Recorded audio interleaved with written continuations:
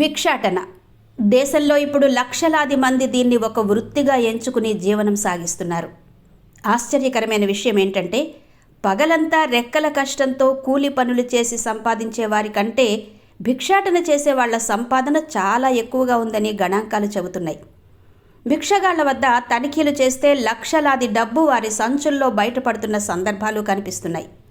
భిక్షాటనపై AP ప్రభుత్వం serious అయింది. సంక్షేమ పథకాలు ఇన్ని అమలు చేస్తున్నా ఇంకా భిక్షాటన ఎందుకు అనేలా భిక్షాటనని ఉన్నపళంగా నిషేధించింది.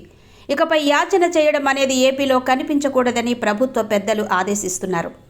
ఎక్కడైనా రోడ్డుపై భిక్షగాళ్లు కనిపిస్తే వారిని అనాథాశ్రమాలలో లేక వారి బంధువులుంటే వారి ఇంటికో పంపించి వేయాలట. వాస్తవానికి ఏపీ ప్రభుత్వం ఈ భిక్షాటన నిషేధం వెనుక మరో కారణం కూడా ఉంది. విశాఖపట్నం వేదికగా నవంబర్ 14, 15 తేదీలలో పెట్టుబడుల సదస్సును ప్రభుత్వం నిర్వహించబోతోంది.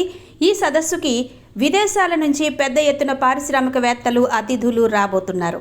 దాంతో రోడ్డుపై భిక్షగాళ్లు కనిపిస్తే ఏపీ ఇమేజ్ దెబ్బతింటుందని తొలుత విశాఖలో బిచ్చగాళ్లు కనిపించకుండా చేయబోతున్నారు.